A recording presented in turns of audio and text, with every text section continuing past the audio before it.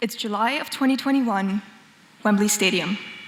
The Euro final between England and Italy is about to kick off, and eager fans are filing into the venue for the most important match of the tournament.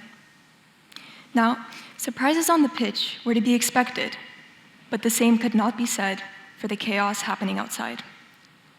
On the 11th of July, ticketless fans had tried to force their way into the stadium, fighting with security and even inciting violence.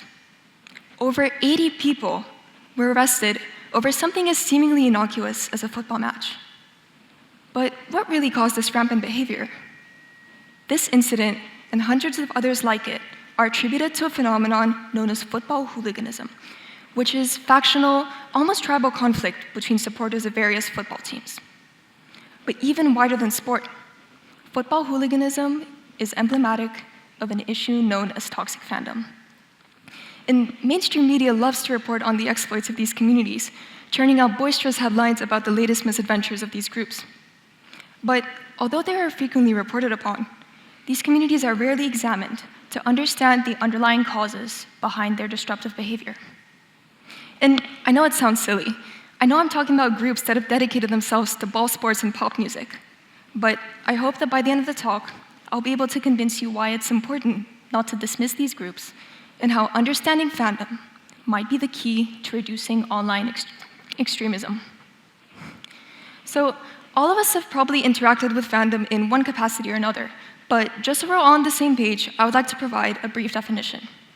A fandom is a group or community of people dedicated to a topic or pursuit.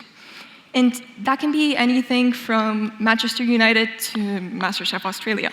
And I'll let you guess which one of those I was in. Fandoms have also been integral in shaping modern pop culture as we know it. Take the Star Trek fandom, for example, who pioneered fan journals, or fanzines as they were called, and also spearheaded a letter-writing campaign in the 1960s when the show was slated to be dropped after its second season. And one key feature of fandoms is that there are often very strong bonds between the members of these communities. And to understand why, we can talk about the research done by Macmillan and Chavez. And they identified the importance of a sense of community to a person's belonging within a group. So in fandoms, this can be something as simple as talking about a new release together or celebrating a win.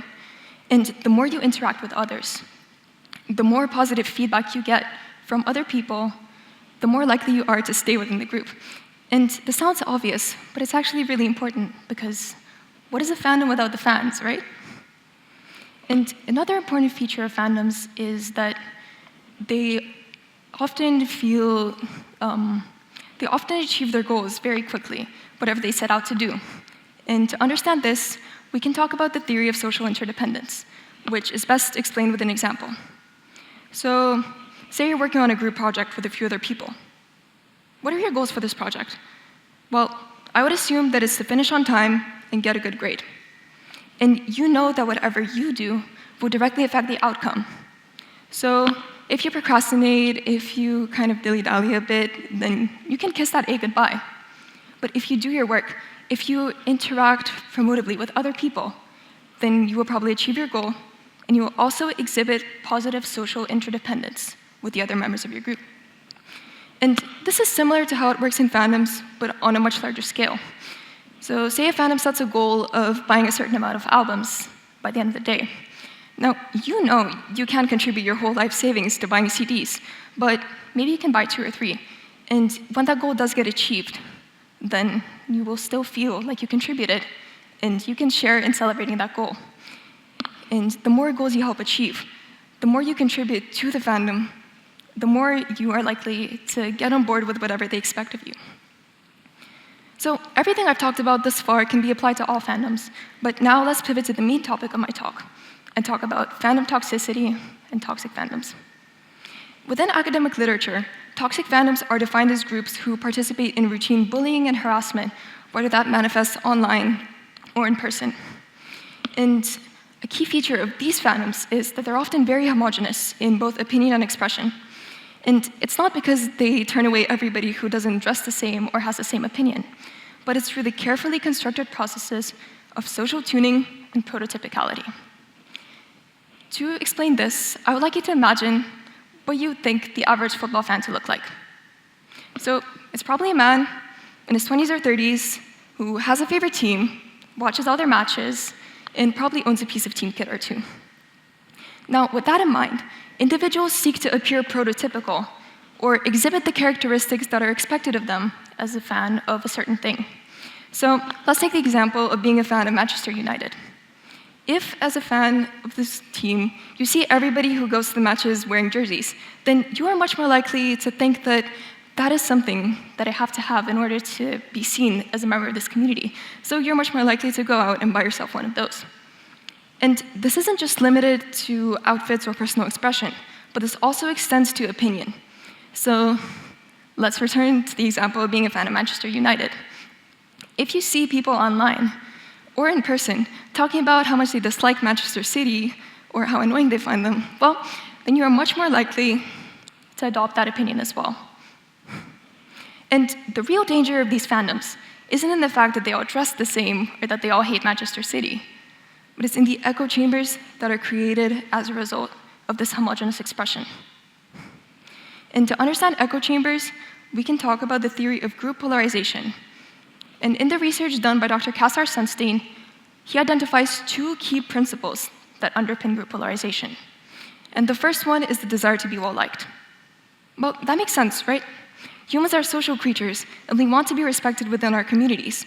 We want other people to interact with us well, and we want our opinions to be heard. So sometimes that means seeing something that you may not necessarily agree with, and instead of calling it out, you choose to just scroll by, because it's easier than being seen as a person who makes a mountain out of a molehill. And the second key mechanism is persuasive opinions. So we know that whatever stance we take on a topic will have to be defended against other people. So we have to be prepared with these arguments and opinions that we would like to share with others. And a lot of the times, if it's something we don't feel too strongly about, it's much easier to just take the majority opinion, even if it's something we probably wouldn't agree with in our daily life. So it's through these two key principles that group polarization occurs. A group becomes more radical, and echo chambers form.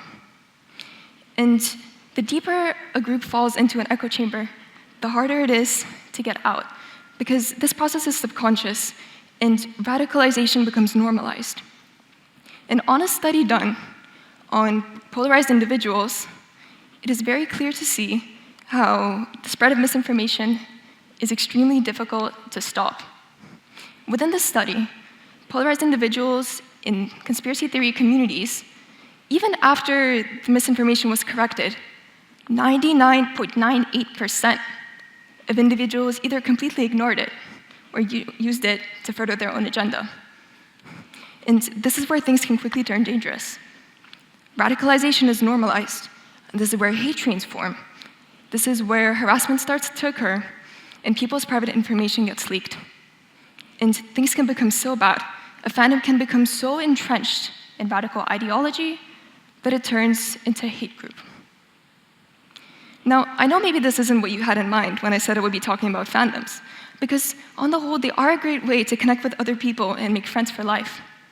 But it is important to recognize these signs, because everything I've talked about isn't just applicable to fandoms. You can see it in political parties, in groups that you and I, or people we know, belong to. So it is important to recognize these signs. And if I were to leave you with something before I go, I would say, break through the comfort of confirmation bias and always wanting your opinion to be validated. Seek out people you actively disagree with and listen to them instead of shutting them down immediately. And most importantly, if your favorite team is about to go on to the finals, or your favorite artist is about to win that award, and the stakes have never been higher, please remember to never put devotion over compassion. Thank you.